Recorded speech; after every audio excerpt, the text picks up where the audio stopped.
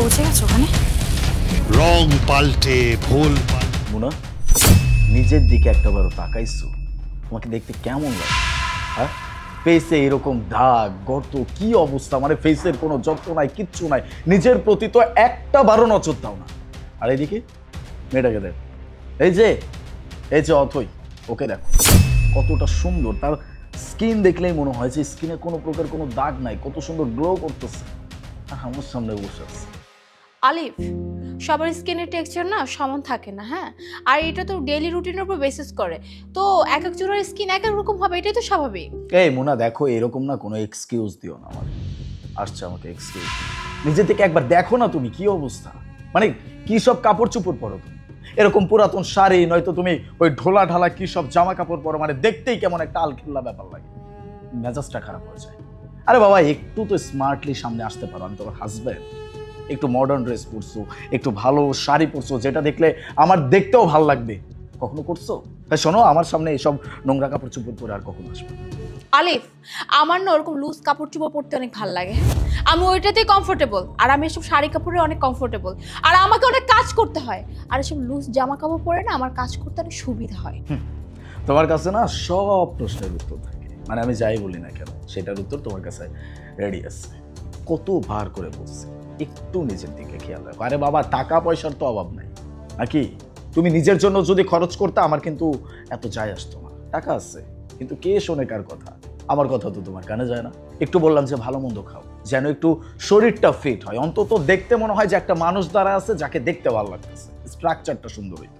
একটু মোটা হইলে দেখতে ভালো লাগে। আলিফ, এভাবে চাইলে না একটা মানুষ মোটা হতে পারে না, হ্যাঁ? আর আমি তো আমার নিজের অনেক খেয়াল রাখছি, হ্যাঁ? আর মোটা হওয়া চিকন হওয়া এটা তো জেনেটিক্যালি ব্যাপার, তাই না? আর আমি তো চেষ্টা করছি। এখন আমি যদি মোটা না হয়, এখানে আমার সমস্যা কোথায়? সায়েন্স শিখাইতে আসছো আমাকে না, জেনেটিক্সের ব্যাপার। ওকে ফাইন, এগুলো না হয় জেনেটিক্সের ব্যাপার, কিন্তু এই যে নিজের এই চেহারাটা অন্তত একটু মেকআপ দিয়ে কাভার তো করতে পারো নাকি? একটু তো সুন্দর লাগে নাকি? সেইখানেও জেনেটিক্সের প্রবলেম আছে। আমি মেকআপ করে করবোটা কি, হ্যাঁ? আমি কি কোথাও যাই? সারাদিন তো বাসায় থাকি, বাসায় তো কাজ করতে হয়। আর শোনো, বেশি মেকআপ করলে না স্কিন অনেক প্রবলেম হয়, হ্যাঁ? বাপরে বাপ, ভূতের মুখে রাম নাম। হ্যাঁ, এমন ভাবে বলতেছে সে মহারানী ভিক্টোরিয়া, তার সৌন্দর্যের কোনো শেষ নাই। নিজের দিকে একবার তাকাও, তুমি আহামরি কি এমন সুন্দর যে তোমার স্কিন টোন নষ্ট হয়ে যাবে? তোমার সমস্যা কি, হ্যাঁ? মানে তুমি সোজা পয়েন্টে কেন আসো না? আমি সুন্দর না, তাই না? হ্যাঁ, মানে আমি দেখতে খুব খারাপ?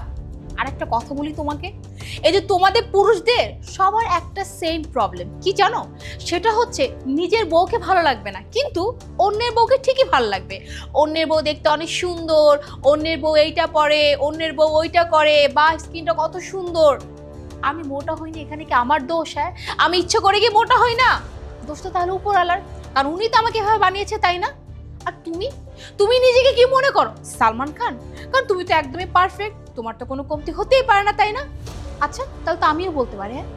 আকাশ সাহেব তার বউয়ের জন্য অনেক কিছু করে, তার বউয়ের অনেক খেয়াল রাখে, তার বউয়ের জন্য প্রতিদিন গিফট নিয়ে আসে, প্রতি সপ্তাহে তাকে ঘুরতে নিয়ে যায়, শপিং করায়, তাকে বিভিন্ন জায়গায় নিয়ে যায়, দামি দামি শাড়ি দেয়, জুয়েলারি দেয়, এইটা করে ওইটা করে। কিন্তু তুমি কি করেছো আমার জন্য? কিচ্ছু করো নাই। চুপ করে আছো কেন? কিছু বলো। কি বলতে পারতেছো না? আচ্ছা ঠিক আছে, তোমাকে একটা কথা বলি, হ্যাঁ? এই যে সকালবেলা তোমার জন্য নাস্তা কে বানায়? তুমি বানাও, হ্যাঁ? সকালবেলা উঠে কাজ করে কে? তুমি করো। দুইটা বাচ্চাকে সামলাই আমি। কে সামলায়? তুমি সামলাও। ওই দুইটা বাচ্চার জন্য সকালবেলা খাবার কে তৈরি করে? তুমি করো না? তুমি তো সব করো না, সব তো আমিই করি। তবুও তোমার এত কমপ্লেন আমাকে নিয়ে, আমি দেখতে ভালো না, আমি এই করি না, সেই করি না, মেকআপ করি না।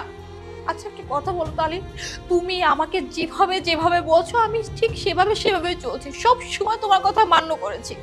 আচ্ছা ঠিক আছে, তোমার এত সমস্যা তো যে আমি এভাবে কেন চলাফেরা করি, এইভাবে পোশাক আশাক কেন পরি, মেকআপ কেন করি না? আচ্ছা ঠিক আছে, সমস্যা নেই, আমিও না তোমার কথা মতো এখন থেকে মেকআপ করবো, মেকআপ করে খুব সুন্দর করে রেডি হয়ে থাকবো, খুব সুন্দর জামা কাপড় পরবো, ঠিক আছে? কিন্তু তার আগে একটা কথা বলতে হবে, হ্যাঁ?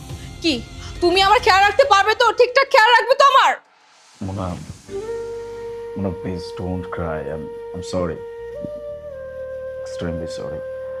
আমি বুঝতে পারছি যে আমি ভুল করছি, ছোটোখাটো কোনো ভুল না, অনেক বড় একটা ভুল করে বলছি।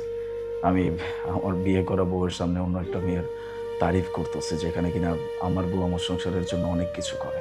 হ্যাঁ ঠিকই তো বলছো, তোমার কাছে এত সময় কোথায়? আমি তোমাকে বিয়ে করছি, তুমি আমার বড় সংসারটা চালাচ্ছ, নিজের মতো করে হ্যান্ডেল করতেছো এভরিথিং, আর আমি তোমার জন্য তেমন কিছু করতেও পারিনি। না কখনো কোথাও ঘুরতে নিয়ে গেছি, না একটু ভালোভাবে কখনো কথা বলছি। আম সরি, আমি আমি সত্যি অনেক দুঃখিত।